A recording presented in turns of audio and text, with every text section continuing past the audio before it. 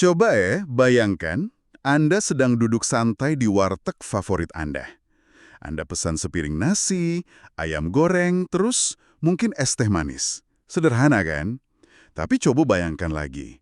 Tepat di sebelah piring nasi Anda itu, ada sebuah mesin dengan selang panjang dan ada semacam argometer harga yang terus berdetak. Kedengarannya menakutkan ya? Sangat menakutkan. Karena mesin itu adalah tabung oksigen berbayar. Jadi kalau Anda kehabisan uang dan kebetulan tidak mampu membayar tagihannya hari itu, ya Anda tidak bisa bernapas siang itu. Terdengar seperti adegan dari film fiksi ilmiah yang gelap gitu ya. Tapi dokumen yang akan kita bedah hari ini justru mengatakan itu bukan sekedar fiksi. Itu adalah proyeksi masa depan kita. Dan itu sebuah proyeksi yang sayangnya sangat amat masuk akal kalau kita benar-benar melihat lintasan data ekologi kita saat ini. Maksudnya, kita sedang berlari kencang menuju skenario tersebut tanpa kita sadari. Dan persis itulah yang akan kita jadikan fokus utama dalam penelusuran mendalam kita hari ini. Selamat datang! Hari ini kita akan membongkar sebuah dokumen yang sangat provokatif ya. Sebuah presentasi berjudul Fakta Hari Ini, Kehidupan Manusia Modern vs Primitif Awal Ciptaan. Betul.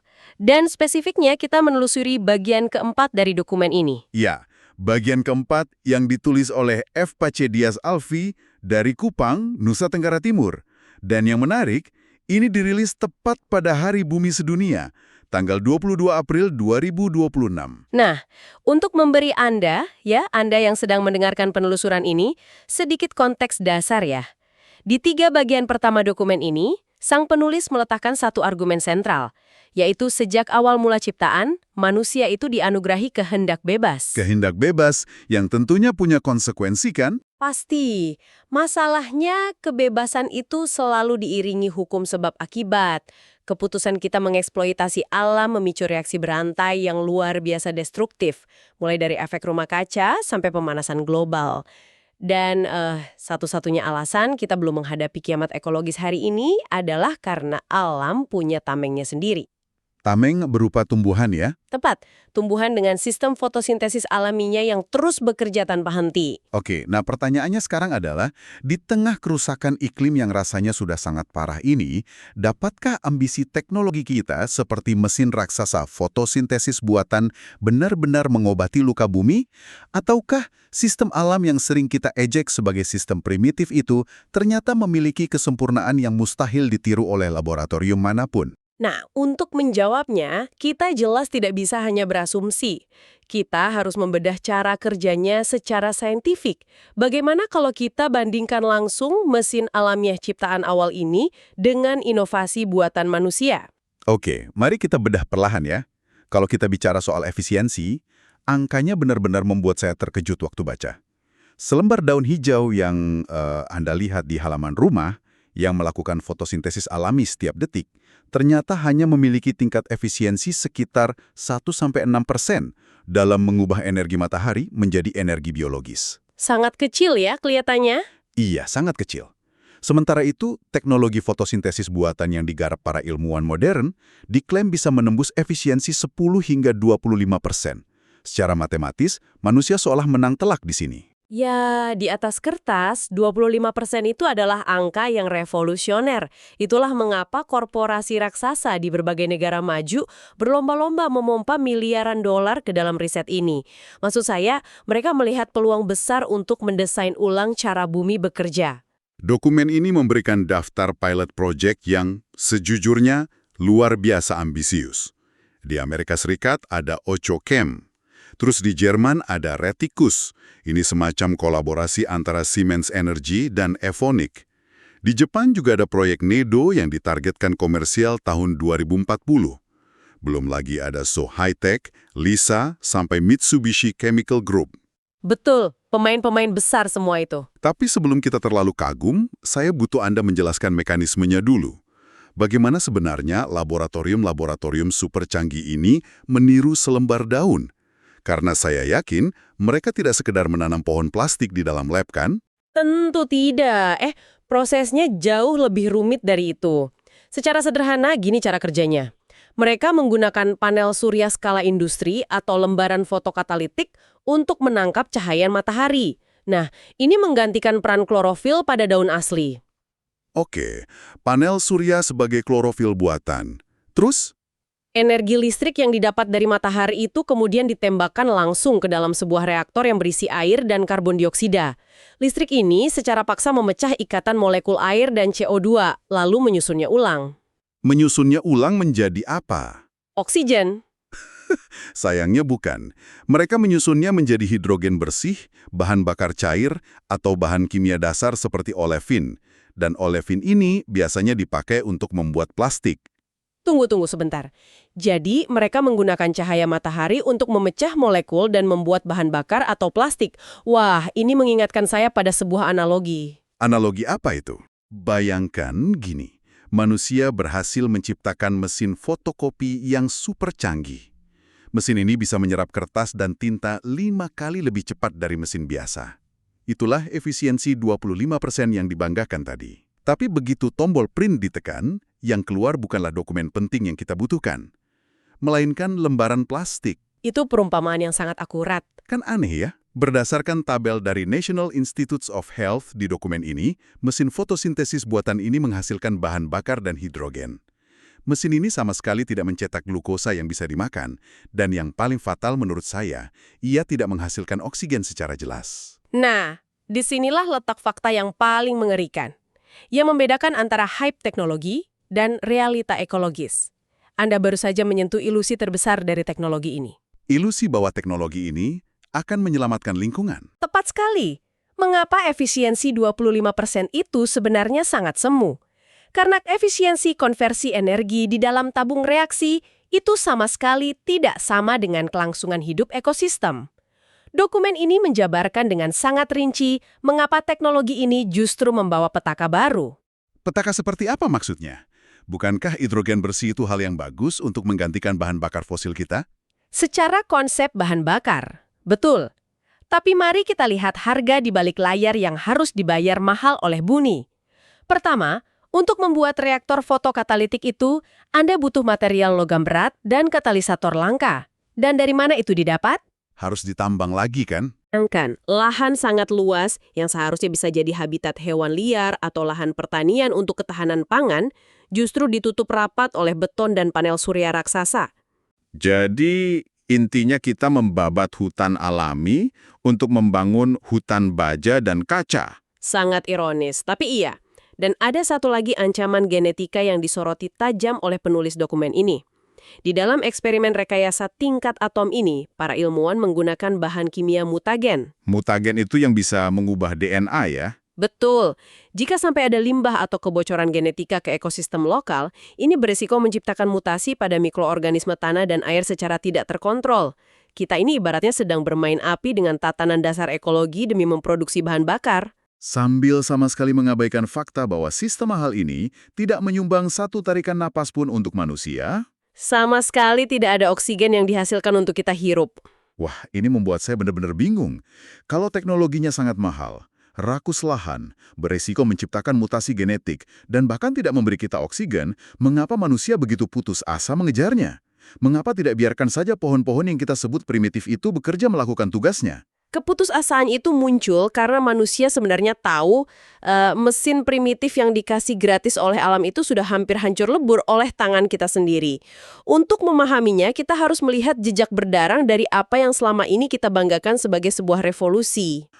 Revolusi industri dan kawan-kawannya itu ya? Iya. Dokumen ini merinci bagaimana secara sistematis kita telah melumpuhkan paru-paru bumi. Mari kita mulai dari revolusi industri di abad ke-18. Oke, dan datanya tidak main-main ya soal itu. Saya membaca bahwa sejak revolusi industri dimulai, suhu bumi sudah naik sekitar 1,2 derajat Celcius. Dan kalau kita fokus ke Indonesia saja, datanya bikin merinding. Sejak tahun 1950, kita sudah kehilangan lebih dari 74 juta hektar tutupan hutan. Untuk memberi Anda para pendengar sedikit perspektif ya, 74 juta hektar itu lebih besar dari luas seluruh negara Prancis. Lenyap begitu saja dari peta. Hilang sepenuhnya. Ya, di Sumatera saja 57% hutan alam kini berada di bawah konsesi pemasok kayu untuk pabrik kertas global.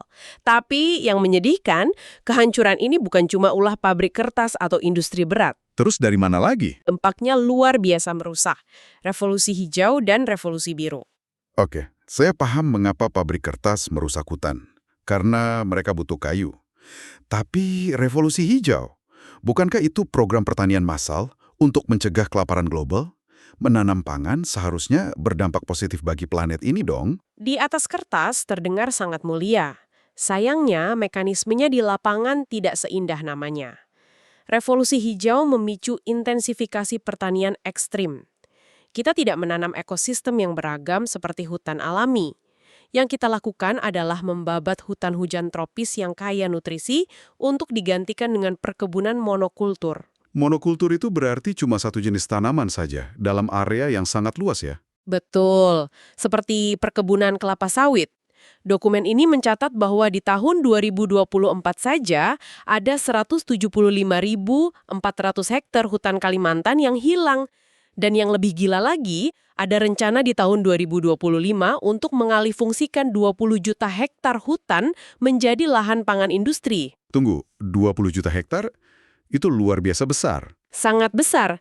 Dan proyeksi dari penulis menyebutkan bahwa konversi masif ini akan meledakkan emisi karbon global sebesar 20%. Tanah gambut dan hutan yang dibajak akan melepaskan karbon yang tersimpar. Dan di saat yang sama, kita kehilangan pohon-pohon yang seharusnya menyerap karbon tersebut. Jadi efek merusaknya double ya? Oke, itu di darat. Lalu bagaimana dengan perairan kita? Tadi Anda menyebut soal revolusi biru. Fokusnya pasti perikanan intensif kan? Ya, dan dampaknya tidak kalah mengerikan. Biar saya tebak. Kita menghancurkan sesuatu yang alami untuk membuat tambak raksasa. Anda 100% benar. Kita menghancurkan hutan mangrove demi ekspansi tambak udang raksasa. Secara global, 20 hingga 35% mangrove dunia musnah. Thailand kehilangan 56% mangrove-nya, dan sayangnya, ini sangat miris, Indonesia tercatat sebagai perusak hutan mangrove terbesar di dunia. Kenapa mangrove sebegitu pentingnya sampai ini disebut petaka? Karena kan bagi banyak orang awam, mangrove itu ya cuma pohon di pinggir lumpur yang penuh nyamuk. Nah, ingat, kuncinya justru ada pada lumpur dan jalinan akarnya itu. Akar mangrove yang rumit itu menjebak sedimen dan materi organik selama ratusan, bahkan ribuan tahun. Lumpur mangrove adalah brankas raksasa penyimpan karbon yang sangat efektif. Oh, jadi dia menyimpan karbon di bawah tanah. Betul. Ketika hutan mangrove dibabat dan tambak udang dibuka, brankas itu seolah dibongkar paksa. Dokumen mencatat pelepasan gas CO2 akibat perusakan mangrove ini mencapai 0,15 hingga 1,02 petagram per tahun. Sebentar. 1 petagram itu sebenarnya seberapa besar? Skala ini sulit sekali dibayangkan buat saya. Wajar, karena skalanya sangat masif. 1 petagram itu sama dengan 1 miliar ton. Coba bayangkan miliaran mobil dijejerkan, atau bayangkan berat dari ribuan gedung pencakar langit yang terbuat dari beton utuh. Oke, sudah terbayang? Lalu bayangkan semua massa seberat itu menguap menjadi gas dan mencekik atmosfer kita setiap tahunnya. Belum lagi kita kehilangan benteng alami yang menahan abrasi laut dan banjir pesisir karena akarnya sudah tidak ada. Wah, nah disinilah ini menjadi sangat menarik sekaligus tragis ya. Berdasarkan data-data tadi, tindakan manusia ini mengingatkan saya pada sekawanan rayap yang memakan tiang penyangga rumahnya sendiri hanya agar tidak kelaparan hari itu.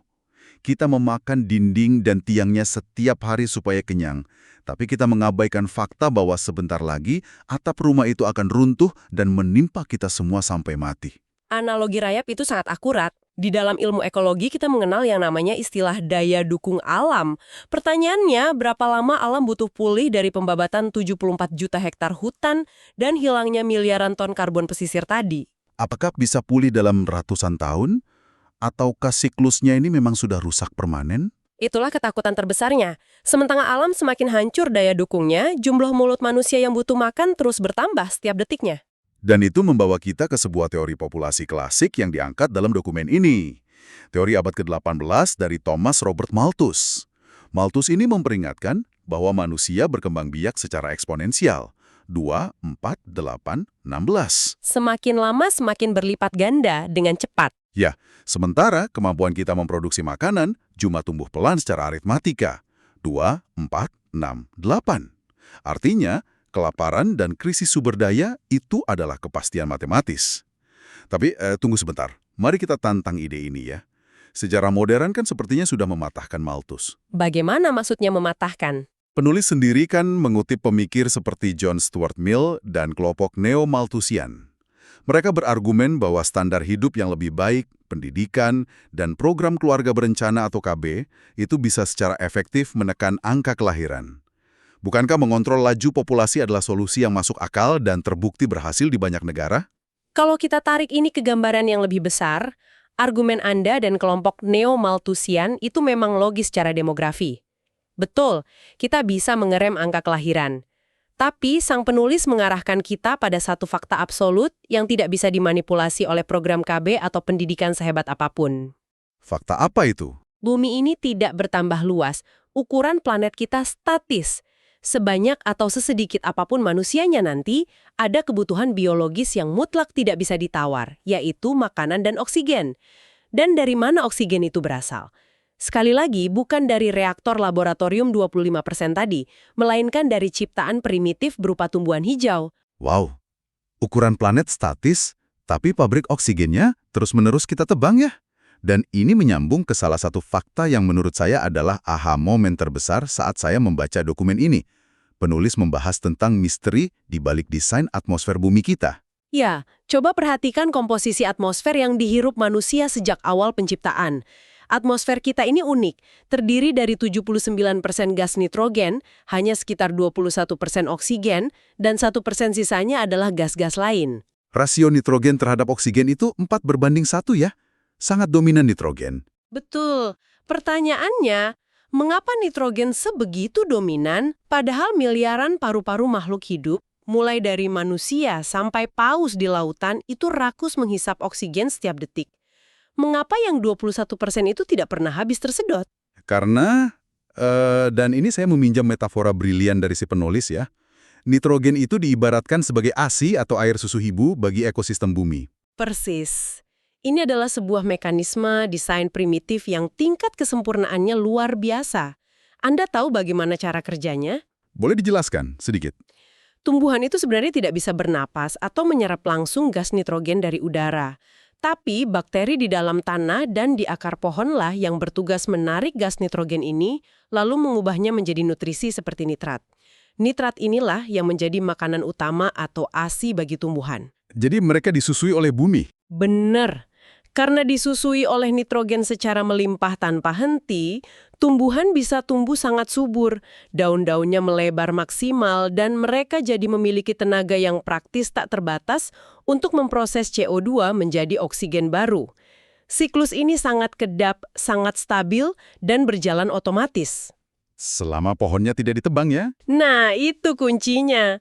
Selama hutan hujan kita lestari, oksigen yang cuma 21% itu akan terus diperbarui dan tidak akan pernah habis. Jadi alam sebenarnya sudah memberi kita mesin perpetuum ya. Mesin kehidupan tanpa batas, yang bergerak gratis tanpa perlu dicolok ke listrik PLN, tanpa butuh investasi miliaran dolar, dan tanpa limbah mutagen yang berbahaya. Tetapi, paru-paru dunia kita, hutan tropis yang terbentang di sepanjang ekuator, justru sedang dibongkar paksa demi perkebunan monokultur dan industri. Kita secara harfiah sedang membunuh ibu yang sedang menyusui ekosistem ini dengan ASI nitrogennya. Tragis sekali. Dan jika siklus itu benar-benar terputus, masa depan yang menanti kita adalah distopia yang sangat-sangat kelam. Khususnya, bagi negara-negara berkembang di garis khatulistiwa, yang ironisnya adalah pemilik hutan hujan terbanyak. Dan inilah yang mengembalikan kita pada skenario mengerikan di awal diskusi kita tadi. Dokumen ini menggambarkan dengan sangat visual kemunculan warok atau warung oksigen. Skenario yang bikin merinding itu. Ya, di masa depan, suhu bumi memanas ekstrim, panen gagal di mana-mana karena cuaca tak menentu, dan oksigen bersih menjadi komoditas yang sangat langka karena pohon-pohon lenyap. Bayangkan, Anda harus berjalan melewati warteg yang harga makanannya sudah super mahal hanya untuk mengantri di warung demi membeli tabung oksigen agar keluarga Anda bisa sekedar bernafas hari ini. Skenario Warok itu seolah merangkum inti dari seluruh sintesis bagian keempat ini ya.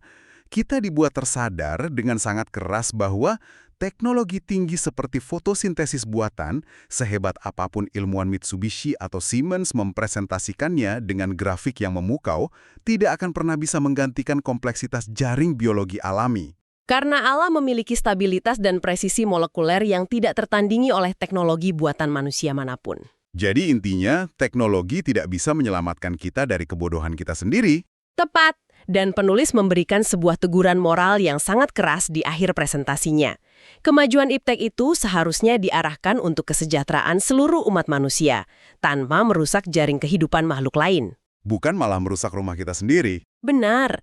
Ada bahaya besar yang mengintai jika teknologi ambisius ini hanya dijadikan semacam jalan keluar atau sekoci penyelamat bagi segelintir kaum elit. Coba bayangkan, para miliarder membangun kubah-kubah tertutup yang mewah, menggunakan fotosintesis buatan untuk bertahan hidup di dalamnya, sementara miliaran manusia biasa dan spesies hewan dibiarkan mati tersedak di luar sana, tersedak di bumi yang sudah terlanjur mereka hancurkan demi roda industri masa lalu. Wah, jadi apa arti dari semua informasi berat ini bagi kita semua?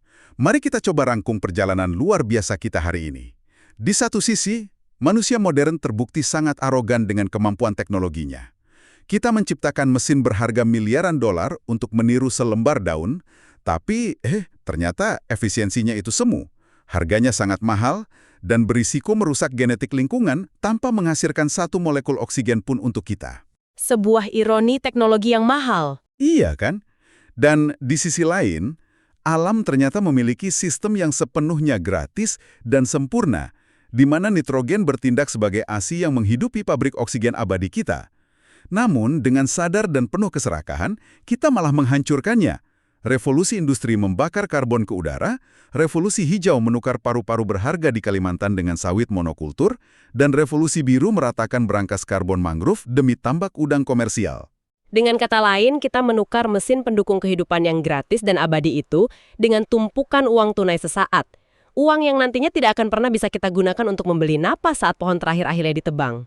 Dan mungkin Anda bertanya, mengapa Anda yang sedang mendengarkan penelusuran ini harus peduli? Coba deh, hentikan aktivitas Anda sejenak. Tarik napas panjang. Udara segar yang baru saja masuk dan mengembangkan paru-paru Anda hari ini, itu tidak diproduksi di reaktor laboratorium mahal di Swiss atau Jepang. Oksigen itu adalah hadiah langsung dari daun-daun dan pohon-pohon yang masih berjuang hidup di luar sana.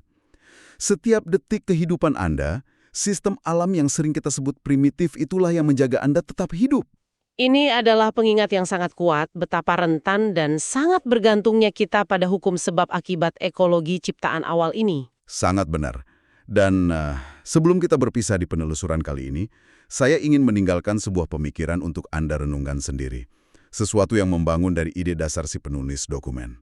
Di awal tadi ditekankan bahwa semua kehancuran ini terjadi karena manusia diberi kehendak bebas untuk mengeksploitasi. Iya, kehendak bebas manusia. Nah, coba Anda pikirkan ini. Jika esok pagi sebatang pohon besar di pinggir jalan raya tiba-tiba dianugerahi kehendak bebas layaknya manusia, apakah ia akan terus memilih untuk dengan sabar menghirup polusi beracun kita dan memberikan oksigennya secara gratis? Ataukah dengan kehendak bebasnya, pohon itu akan memilih untuk berhenti bernapas bagi spesies manusia yang terus-menerus memotong leher keluarganya di hutan? Sebuah renungan yang sangat menampar ya. Betul sekali. Terima kasih telah bergabung bersama kami di penelusuran mendalam yang luar biasa membuka mata ini. Teruslah membaca, pertahankan rasa ingin tahu Anda, dan jangan pernah anggap remeh keajaiban ekologi di balik setiap tarikan napas Anda. Sampai jumpa di penelusuran berikutnya.